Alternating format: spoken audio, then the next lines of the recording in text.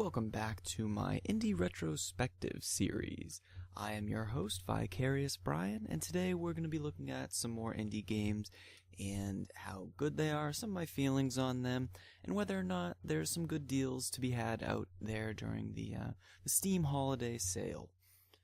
There is actually a few things I wanted to mention before we jump into that, though, if you will allow me to. So first and foremost, I'm sure you guys might have noticed that the audio quality is a lot better than it was in the last video. I'm very excited to announce that I have a new microphone. It's about time. So hopefully that will be more pleasing on your ears and I won't sound as ridiculous as I feel I used to sound. I'm definitely excited about it. I think the quality is much better and I'm definitely impressed. Now there are some downsides to this. For example, I have no pop filter or windscreen at the moment. There is one on the way, but the plosive sounds, for example P and I think maybe B, are going to be kind of harsh for the moment, so just be aware of that. To sort of counterbalance this great new microphone I have, of course, now I'm sick. I have a bit of a sore throat. It's not terrible, I can still talk, but that might actually take away a little bit from that new microphone sound, so sorry if that becomes an issue at any point. Also, speaking of I am still working, trying to get the kinks out of my commentary style, so I do still have some uhs and ums where I'm trying to think of something to say. I'm working on it. I'm hoping it'll get easier as time goes by, but just be aware that it's something that is high on my list of priorities as a commentator. And last but not least, I just wanted to sort of give credence to something that I heard the other day. I asked for some feedback on a gaming forum, and someone mentioned that I could come across as boring, just I didn't have a lot of inflection. So I'm sorry if I come across that way. I'm actually, when I went into this, I was kind of worried about sounding like everyone else. Like a lot of the low quality commentators I've found, they just, they have the high voices and you immediately, they're just 13-year-old kids. So, I'm trying not to sound so much like that. So maybe I'm overdoing it, being overly formal, but I'm definitely gonna try to maybe give a little bit more inflection in my voice, seem a little more alive on this side of the screen. But just keep in mind, it is difficult. It's a weird dynamic to essentially talk to yourself. I'm actually looking at my Christmas tree right now, pretending that that is my audience. But it's a little weird, but I'm definitely trying to get used to it. So, let me know how I'm doing. All right, let's get started with the Indie Retrospective. First up, we have Dungeons of Dredmor. This is from Gaslamp Games. It's a roguelike dungeon crawler, essentially, but it does a few interesting things. I believe it's $5 for the base game, and then about $11 total if you want to buy the base game and then all the DLC. Of course, during the winter sale, I think it's something like just under $5 for everything. Base game and 2 DLC packs, and then there's 1 DLC pack that's actually free. Excuse me for a second. Apparently someone needs to get a hold of me. Sorry about that. How wonderfully unprofessional. So, one of the interesting things about Dungeons of Dredmor is that it's so funny. It doesn't control where the game goes, but it really adds a lot to the experience. I actually, it's a problem that I have with some games, like, for example, DLC Quest. I think it's out on Steam, but it definitely came out on Xbox 360 as a downloadable title. And the whole purpose was to be this funny little satire, and it was, but there was really nothing to the gameplay, and that really took away from it. But with Dungeons of Dredmor, the gameplay is great. I have no qualms with it. It's not a hardcore roguelike. It does have higher difficulties that can pose a threat, but to people who have been playing roguelikes for a while, maybe played the original Rogue, I'm trying to remember, I think Stone Soup is another popular roguelike. To people like that, this game is going to be way too easy. But for someone interested in the genre, this is a great way to get introduced and have fun while doing it. And beyond that, one of my favorite parts about Dungeons of Dredmor in addition to, the tons of content packs and DLC that were given at a acceptable price, is that they have the Steamworks, which is a very easy to use mod support. So whether you're interested in creating some content for games, or whether you want to download and add some new things to your Dungeons of Dredmor experience, it's a great way to really streamline that process. You can always install mods yourself and struggle with making them yourself, but it's Steamworks, or what is it, Steam Workshop or something, that support really adds to the time that I've spent with the game personally. And next up we have Supergiant Games' Bastion. It's actually not an indie title. It was published by, I believe, Warner Brothers Games, but it really fits into that indie aesthetic that we all enjoy. So the first thing that I noticed as far as this game is concerned is the impressive audio. And that's not even necessarily just the original soundtrack, the OST, but also the voice acting in particular was just amazing. And the voice acting, that's not something that we see very often in indie titles, so it was really refreshing game, and in a lot of ways. The game's narrator, the game has a narrator, is Rux, who's voiced by a Logan Cunningham, and it's really the backbone of what makes the game so great.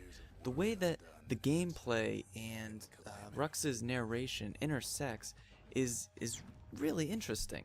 For example, if you go swinging around a hammer and breaking things, trying to find, currency or beating enemies or whatever, Rux will comment on that and directly say well, there's the kid bashing stuff with his hammer again. It's really a nice way to bring yourself into the game. And now combine that amazing VA with the equally amazing OST. Tracks like Bin the Breaker, Slinger's Song, Build That Wall, and Brusher's Patrol really define this game. The audio I can't say enough good things about it. To close out the topic though, as I will ramble, the creator of the OST, I believe it's Darren Korb is the guy's name, he described the soundtrack of the game as acoustic frontier trip hop. I'm not exactly sure what that means, but he nailed it. Some people bashed on Bastion. Interesting little phrase there. Some people bashed on Bastion because they said the gameplay wasn't nearly as good as some of the other tenets like the plot and the OST, etc. I disagree with this viewpoint though. There's a lot of different weapons in the game. You get spears, machetes. I think there's a katana. I might be mixing it up with the machete. Bows, rifles, muskets. A lot of different weapons. And the best part is, they're all completely different. They're not even a little different. They change how you play the game entirely. But really, in short, just buy this game. It's originally $15. The sale, I think, has it down to something like $5 or $3.74 maybe. It's been that low before. But full price even, just buy it. It's an amazing experience that actually has the gameplay to back it up. There have been a lot of games like Limbo and Journey lately where, the plot and what themes the game puts forth are really amazing, but the gameplay has to suffer because of it. This, however, is not one of those games. Next up we have Torchlight II. Originally I wasn't going to include it, but I figured out that I actually could run it to a certain extent. What you're seeing in the video isn't necessarily what I would call high quality or anything like that. The settings are all pretty low, no weather effects, no shadows I don't think, or anything like that. But it was, the frame rate is solid, so I figured it would be worth a gamble because I really like the game and I'd like to talk about it for a little bit. So I'm sure at this point you've realized that Torchlight 2 is a sequel, obviously. Now, Torchlight 1 in itself was a pretty good game, but Torchlight 2, above anything, is a great sequel. They changed so many things from Torchlight 1, and for the better. It really highlights what a sequel should be. Just some examples of what they changed. In Torchlight 1, the entire game took place in one dungeon. Now, that does have some upsides. It was very centralized. You couldn't exactly get lost or anything like that. But at the same time, the areas did get pretty monotonous. Not every part of the dungeon was the same, but it is the same dungeon. It's going to get monotonous. Torchlight 2, on the other hand, adopted a much more open-world style, and that really improved the gameplay quite a bit. In addition to that, almost every area of the gameplay has been made better in Torchlight 2.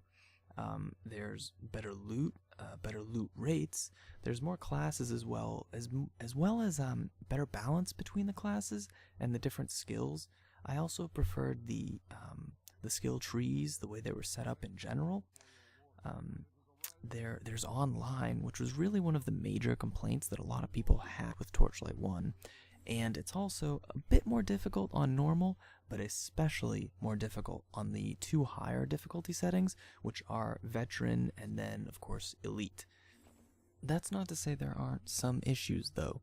Like all Diablo-influenced action RPGs, at some point it is going to get a little bit monotonous. Even with all the new enemy types and the new and different areas, it's going to get kind of boring at a certain point, unfortunately. But they've really done everything that they could over at Runic Studios to avoid that by giving us such a wide variety of content. In addition to that, it's not up now, but Steam Workshop support is apparently on its way, which will really increase the game's quality. Some of the mods that they've created in the past, just for Torchlight 1 even, have really been impressive. It's actually a pretty recent game. It came out, I believe, in August, maybe September, but either way, within the past 5 months for sure. It originally came out at $19.99, but I believe on the autumn sale it was $10. I'll have to check that, but I'm pretty sure it was $10 in the autumn sale.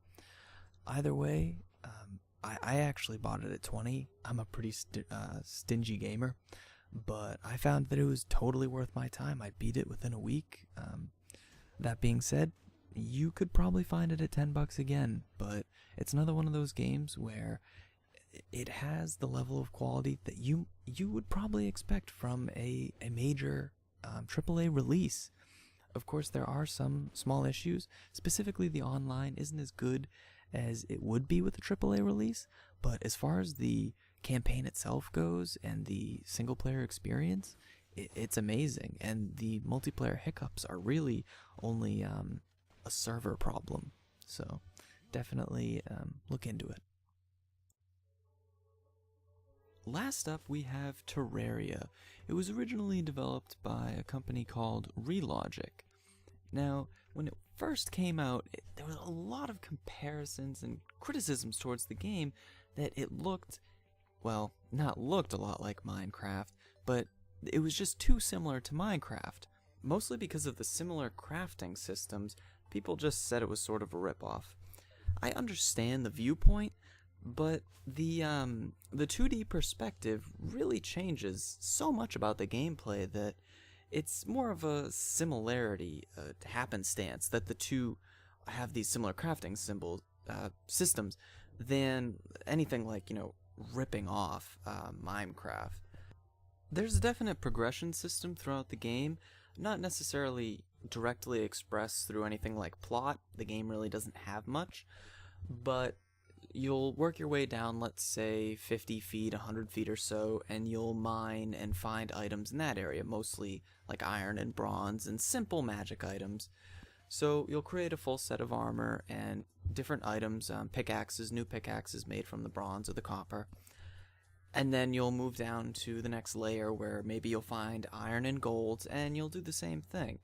It's a nice way to give the player a feeling of progression, but at certain points it just seems pointless, kind of like a grind. It's like, well, okay, I have this new armor, but the enemies do a little more damage, so it's like I have, nothing has changed in the end.